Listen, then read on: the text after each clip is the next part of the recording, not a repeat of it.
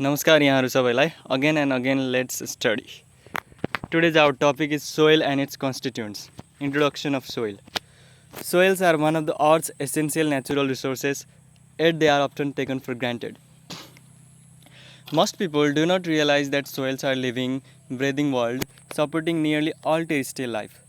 Soils and the functions they play within an ecosystem vary greatly from one location to another as a result of many factors, including differences in climate, the animal and plant life living on them.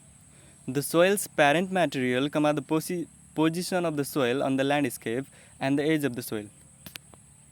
Soil is a non-renewable dynamic natural resource that is essential to life. Water movement, water quality, land use and vegetation productivity all have relationships with soil. Soil is one of the three major natural resources alongside air and water. It is one of the marvelous products of nature and without which there will be no life.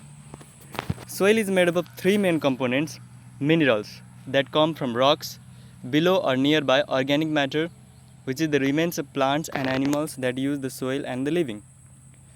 It is a biologically active porous medium that is present on the uppermost layer of the Earth's crust, formed by weathering processes under various influences. Number 1. Soil acts as a substratum for life on Earth that serves as a reservoir of water and nutrients, a medium for the breakdown of organic materials, and as a participant of various biogeochemical cycles. The soil in any particular area evolves through a series of weathering processes that are influenced by biological, topographical, climatic, and geological factors. As studies in agriculture and geology have increased, the soil is now considered a complex, dynamic biogeochemical system that is vital to the life cycles of various land vegetation and soil inhabiting organisms. Soil is one of the most important elements of an ecosystem as it contains both biotic and abiotic components. Now the another topic is soil and agriculture. Agricultural viability depends upon a healthy soil. A healthy soil is obtained through knowledge of the soil and the application of appropriate management particles. Poor management particles can lead to soil degradation, which can reduce productivity. Soil is not a renewable source. The loss of 1 mm of a topsoil can take 3000 years to replace. Soil has a number of functions important for agricultural production, these being a medium for plant growth supplying and retaining nutrients, oxygen and water, a medium for the decomposition of crop and pasture residues, an anchor for plants, a medium that should support machinery and animal traffic under most soil conditions without degradation. Soil is essentially made up of four main fractions, but the fractions vary greatly in arrangement and form.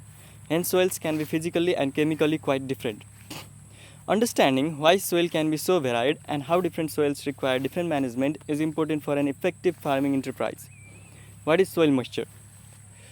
Soil moisture is the volumetric water content of soil held within the spaces, the soil particles or soil aggregates. Soil moisture is of two types.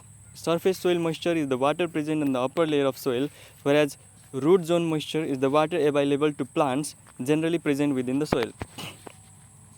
The moisture of the soil is considered an indicator of the quality of soil and the fertility of the soil.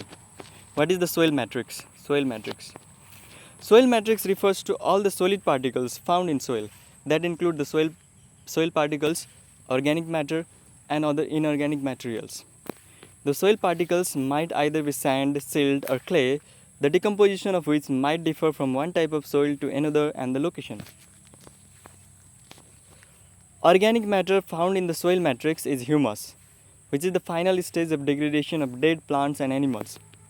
Humus might even form organic colloids with water and other inorganic substances. The soil matrix determines various physical and chemical properties of soil like water retention capacity, nutrient content, and pH. Soil formation process and factors affecting soil genesis. Process and factors of soil genesis.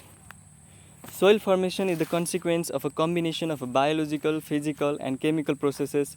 Soil should ideally contain 50% solid material and 50% pore space. About one half of the pore space should contain water, while the other half should contain air.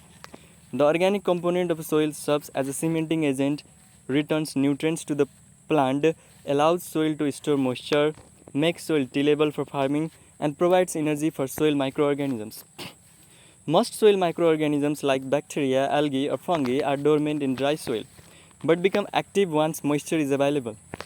Soil distribution is not homogeneous because its formation results in the production of layers. The vertical section of the layers of soil is called the soil profile.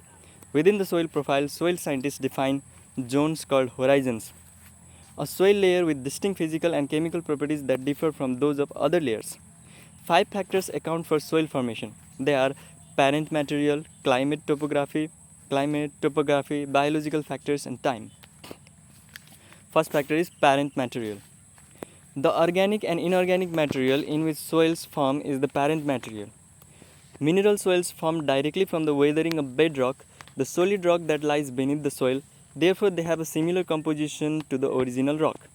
Other soils form in materials that came from elsewhere, such as sand and glacial drift. Materials located in the depth of the soil are relatively unchanged compared with the deposited materials. Sediments in rivers may have different characteristics depending on whether the stream moves quickly or slowly. A fast moving river could have sediments of rocks and sand, whereas a slow moving river could have fine textured materials such as clay. Second factor is climate.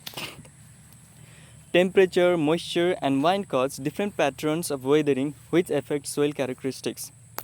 The presence of moisture and nutrients from weathering will also promote biological activity, a key component of a quality soil. Topography. Regional surface features, familiarly called the lay of the land, can have a major influence on the characteristics and fertility of a soil. Topography affects water runoff, which strips away parent material and affects plant growth. Steep soils are more prone to erosion and may be thinner than soils that are relatively flat or level. Chautho factor, biological factors. The presence of living organisms greatly affects soil formation and structure. Animals and microorganisms can produce pores and surfaces. Plant roots can penetrate into surfaces to produce more fragmentation. Plant secretions promote the development of microorganisms around the root in an area known as the rhizosphere. Additionally, leaves and other material that fall from plants decompose and contribute to soil composition. Pancho factor, time. Time is an important factor in soil formation because soils develop over long periods. Soil formation is a dynamic process. Materials are deposited over time, decompose and transform into other materials that can be used by living organisms or deposited onto the surface of the soil. Humus. Humus is the soil organic matter. It is chief source of return of minerals to soil. It has also much of water holding capacity. It can hold minerals such as ions by absorption and binds clay particles into aggregates. It makes clay soils porous, thus increasing aeration of soil and also cause easy percolation of water in a soil. Soil composition, soil co-composition, के मिलेर बनेको हुन्छ soil. In the figure, it is shown that soil is made up of air 25%, water 25%, mineral particles 45%, organic matter 5%. Let us see. Discuss on composition of a soil. Composition of a soil. Soil composition is an important aspect of natural management. While soil minerals and organic matter hold and store nutrients, soil water is what readily provides nutrients for plant uptake. Soil air too plays an integral role since many of the microorganisms that live in the soil need air to undergo the biological processes that release additional nutrients into the soil.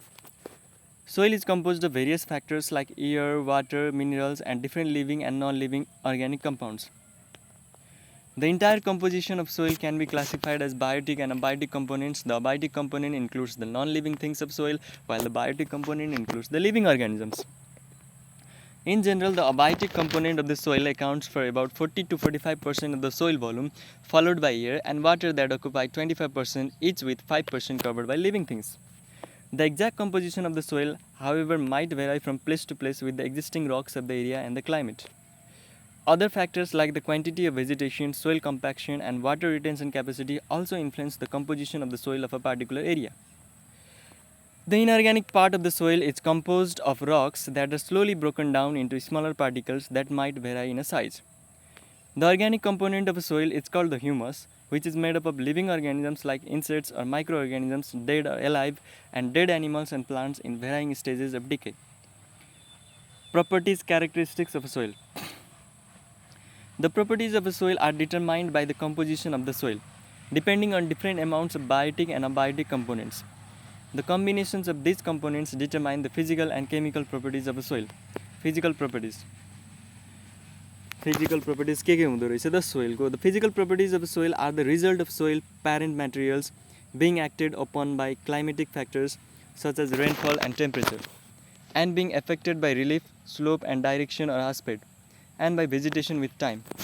A change in any one of these soil forming factors usually results in a difference in the physical properties of the resulting soil. The important physical properties of a soil are described below. Soil texture. Texture refers to the relative proportions of particles of various sizes such as sand, silt and clay in the soil. The proportions of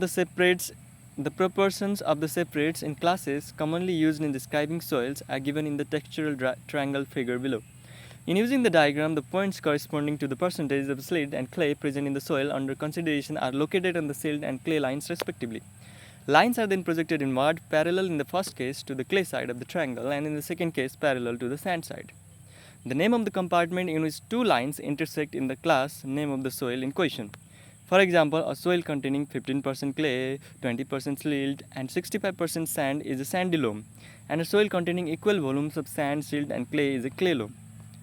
Figure is shown in the textural triangle figure is shown in the diagram. Soil texture. Soil texture refers to the size of the soil particles that is dependent on the relative proportions of mineral components like sand, silt and clay. Soil texture is further influenced by soil porosity, infiltration and water retention capacity. The texture of soil differs with soil types. Sandy soil feels gritty, silt feels smoothie and clay is streaky and moldable. Now soil texture. Okay, today this much. Thank you.